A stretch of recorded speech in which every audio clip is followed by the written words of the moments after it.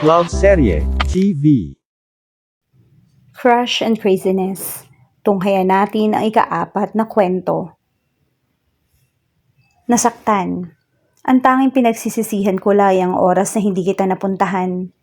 Akala ko since nasa 21st century na tayo, hindi na uso ang pagpapadala ng mga snail mail. Not until the day na may maligaw na sulat sa akin. Isang lumang dormitoryo sa Maynila ang tinutuluyan ko. Mas malapit kasi ito sa school. Lalo pat college na ako at nag-aaral na ako maging masipag. 3 kaming nakatira sa bahay na to. Luma na ang mga kahoy na materyales ng dormitoryong ito at lubhang nakakatakot tirahan para sa mga duwag. Isang araw pa lamang ako nandito at sa isang araw na yon may natanggap akong sobre. Yellowish ang kulay nito. Kanino kaya galing to? Alam ko, sila mama lang ang nakakaalam ng address ko dito. Wala akong natatandaang may pinagbigyan ako ng address ko rito. Liham isa, para sa mahal ko. Isang araw pa lamang ang nakakalipas na maghiwalay tayo. Alam mo bang gustong-gusto na kitang makita? Ito ang unang beses na susulat ako, kaya lubos akong natutuwa. Sana sa sulat na to ay maramdaman mong hindi kita kakalimutan. Sa aking pagising, ikaw ang una kong naiisip. Ikaw at ikaw lang. Sana pakatandaan mo na mahal kita. Hihintayin kita sa pagbabalik mo dito sa ating baryo. P.S. Sulatan mo ako pabalik kung matanggap mo ang sulat na to. Nagmamahal, Cornelia. Hindi ko lubos maisip na sa ganitong panahon, may mga tao pang manluloko at mag-aaksaya ng oras sa ganitong bagay. Bad trip. Nasayang lang yung oras ko sa pagbabasa ng sulat na to. Kaya, mabuti pang itapon na lang to. Bad trip. Pati ako napapalalim ang pagsasalita ng Tagalog eh. Kaya lang napag-isip-isip kong since wala naman akong ginagawa, subukan ko kayang i-replyan yung sulat. Hindi pala subok, re-replyan ko talaga. Dumiretso ako sa lamesa namin sa kusina. Checkered na pula at puti yung design nito. Parihaba ito at tama lang para sa aming 3 na mga kasama ko. Iisa lang kasi kami ng kitchen at kainan. Tig-iisa lang rin kami ng kwarto at banyo. Humanap ako ng isang papel at ballpen para makapagsulat na. Ilang minuto ko nang hawak yung ballpen, pero walang pumapasok na salita sa isip ko. Una, ngayon pa lang ako gagawa ng snail mail. Mas mabilis kasi yung text o email na lang yung gagamitin eh. Sanay rin ako sa pagte-text, pero no choice. Mukhang hindi na nadadaan ng modern technology itong nagpadala ng sulat sa akin. Na makatapos ako magsulat, ito naman ang naging malokong sagot ko. Dear Corns, I miss you too. It's been a long time since I left and that sucks and that kills me. I wish to see you now. I badly need to see you now. I can't find any reason to breathe if it's not because of you. I can still remember the day when we first met. Your eyes, they were wonderful and so are you. You were the first person I remember upon waking up. I badly want you here with me now. In love with you. John. Ipinasok ko ang sulat na ginawa sa isang airmail na envelope. Yung may white, blue at red na line sa gilid. Hindi ko alam kung bakit ko to ginagawa. I think I'm just bored. I don't have something to do since wala pang masyadong assignments sa school. I just feel like replying to her replies. English na yung gamit kong lengguwahe dahil gusto kong subukin yung magsusulat pa siya sa akin. Makalipas ang 4 na araw, natanggap ko na naman ang isang sulat. Katulad ng unang sulat na natanggap ko, dilaw rin ang kulay na sobrang lalagyan nito. Ikalawang liham. Sa aking sinta, alam mo bang labis ang aking kasiyahan nang matanggap ko ang iyong sulat? Oo, hindi ko mailarawan kung gaano ako nagtatatalon sa tuwa. Nang matanggap ko iyon, badid ko mula sa aking katulong na ikaw ay sumulat. Kumusta na sa iyong tinutuluyan? Papalapit na ang pasukan sa aming nayon. Subalit, hindi ako nakapag-aral ngayong taon. Ikaw dyan sa Maynila, kumusta naman ang iyong kalagayan? Nawa'y patuloy pang lumakas ang ating relasyon kahit sa ganitong sitwasyon. Ang iyong tugon ay lubos kong iniintay. Ako ang tinutukoy mong chords? Sa panimulang bati mo? Bakit English na yung gamit mo? Tila ikaw ay nagbago. Nagmamahal, Cornelia. Kahit sinabi niyang sobrang saya raw ng pakiramdam niya sa sulat ko, nararamdaman ko pa rin parang may kalungkutan sa tono ng pagsulat niya. I don't know, I'm just good in reading between the lines or even beyond the lines. Teka, bakit nga ba English? Wala lang. Brad, ano binabasa mo? Love letter? Tanong ng kasama ko sa dorm. Nasa salas ako ngayon habang binabasa ko yung sulat niya. Nakadikwatro at nakasandal sa sofa na parang tamad na tamad sa buhay. Oo, Brad. Ewan ko lang kung sa akin to. Wala namang pangalan. Di kaya sa'yo? Mas lalong hindi, Brad. Good luck. Pasok na ako. Sumenyas na siyang lalabas siya ng dorm. Inihanda ko na yung sulatan ko. Ramdam ko kasing anytime magre-reply tong babaeng to sa akin. Wala ba siyang kaibigan para mag-aksaya ng panahon para sumulat sa akin ng ganito? Baka mga tropa ko lang to at tinitrip ako. Anyhow, I replied. Dear Cornelia. Real name na niya, hindi na siya magtatanong. It was nice reading your reply. Sa totoo lang, naubusan ako ng salita para ipaliwanag kung gaano kita kamahal. Okay lang ako sa bago kong dorm. Maayos naman ang mga gamit. Malapit na rin kaming pumasok. Bakit hindi ka papasok ngayong school year? Nag-aalala ako. Sulat mo ang pinakahihintay ko araw-araw. English dahil nag-e-ensayo ako sa darating kong asignatura. Ako'y sa'yo. John. Pinirmahan ko yung sulat ko. Palibhasa wala akong ibang magawa. Sawa na ako sa online social media sites at texting. Siguro this is one way para makaiwas sa boredom sa dorm. Hindi ko kaagad na ipadala yung sulat ko. Nagkaroon kasi kami ng sunod-sunod na activities sa school.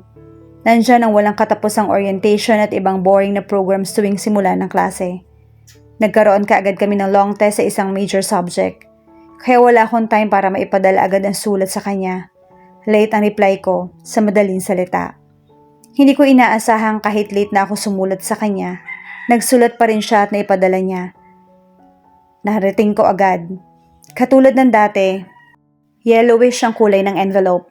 Pero walang ibang nakasulat kundi ang address ng dorm na tinutuluyan ko. Ni pangalan ko, hindi nakasulat sa envelope. Wala ring petsa. Ikatlong liham. Sa aking irog. Naiintindihan ko kung bakit natagalan ka sa pagpapadala ng iyong sulat. Ako tuloy ay bahagyang nabahala dahil inakala kong napahama ka na. Ang iyong mga malarosas na sulat. Lubha ko silang na-miss. Miss, ano ba ang salitang yon? Nabasa ko sila sa mga sulat mo at sinubukan ko lamang gamitin. Kung gano'n ang nararamdaman mo para sa akin, gano'n din ako sa'yo. Sana magpasko na para magkita tayo. Kung alam mo lang, nasasabik na ako sa iyong pagpunta sa amin sa Pasko. Nasisiyahan ako sa pagsulat mo. Nagmamahal, Cornelia. Pasko? Ibig sabihin, nangako siguro yung kausap niya na dadalawin niya yung dalaga sa Pasko. Nakakapagtaka. Bakit mukhang nasa ibang dimensyon yung babaeng yon? Bakit ganun siya magsalita at magsulat?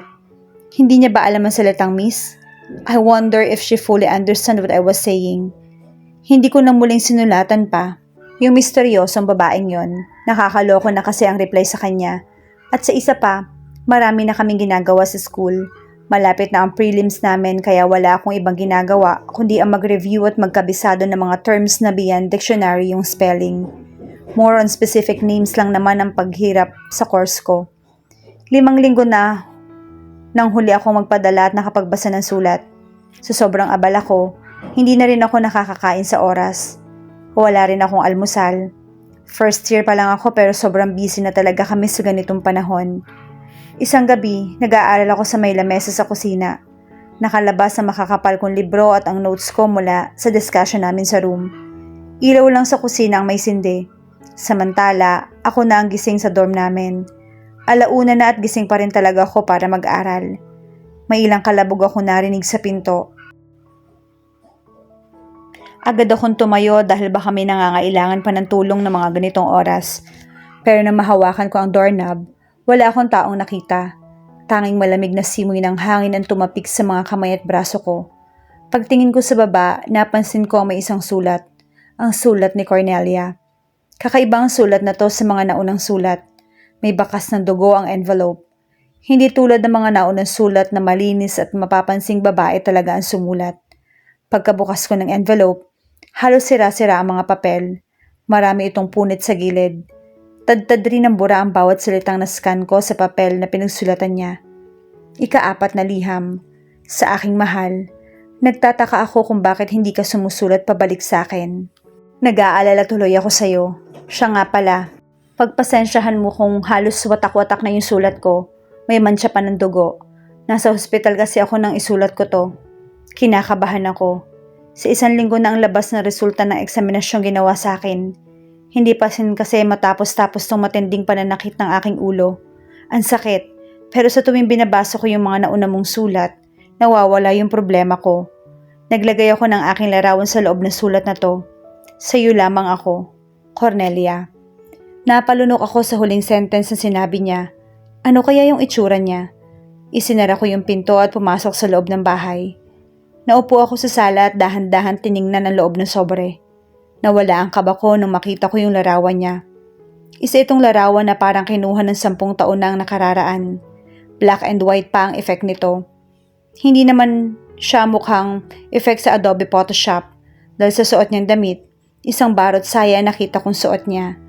Napakaganda niya. Mapupungay ang kanyang mga mata.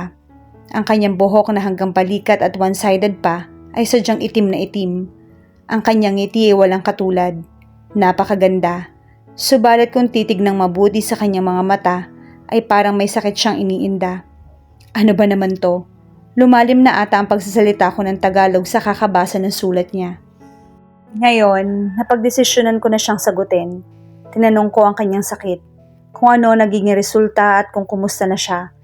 Iingatan niya ang kanyang sarili. Dugtong ko pa. Hindi ko alam. Nag-aalala ko. Siguro dala lang to ng pagkaawa. Ayoko kasing makakita ng mga babaeng nasasaktan. Kaya sinabi ko ding nasa puso ko lang siya tuwina kaya lakasan niya ang kanyang kalooban. Oo, nagigilty na ako sa pagpatol ko sa mga sulat niya pero kailangan ko tong ipagpatuloy kung ito ay kakasaya niya. I sent the letter immediately. Baka totoo kasi yung sinasabi niya. Nakakakaba. Naglilinis ako ng bahay nang sa isang araw ng linggo at nakatanggap ako ng sulat. Sa kanya nga galing. Pero sa pagkakataong to, malinis na uli yung envelope. Pero nang binuksan ko, medyo nag-iba yung handwriting niya. 5 liham. Para sa pinakamamahal ko. Ipagpaumanhin mong natagalan ako sa pagpapadala ng liham sa'yo. Nahirapan kasi ako makalabas ng kwarto upang ipadala to. Nagbago na ang estilo ko sa pagsulat. Hindi ako ang nagsulat nito. Ipinasulat ko lang sa kasama ko sa bahay. Kamusta yung kalagayan ko? Ayos lang. Nakakahinga pa naman ako. Maaari bang makahingi ng isang pabor? Maaari bang magkita tayo? Bago ako magpahinga, maaari ko bang hawakan yung kamay mo? Nagmamakaawa ako. Sana pagbigyan mo ako. Lubos at walang hanggang nagmamahal, Cornelia. Ito ang tanging sulat na nakapagpakaba sa akin. Bad trip. Akala ko noon magiging pampalipas oras ko lang ang pagpapadala ng sulat. Pero iba parang nakakapangilabo talaga ang bawat sulat niya sa akin. Nagdesisyon akong ipakita sa kadorm ko yung sulat. Baka bagong modus lang yan, pre. Huwag mo na lang patulan. Mahirap na. Ikaw rin, baka mapahama ka lang, pre. Sagot niya sa akin. Lumipas yung midterms namin pero hindi na ako nag-effort pang maghintay ng sulat niya. Hindi ko rin pinuntahan yung address na sinasabi niya. Hindi sa takot ako, pero dahil sayang ang oras. Kaya lang lahat ng dahilan kong to nawala.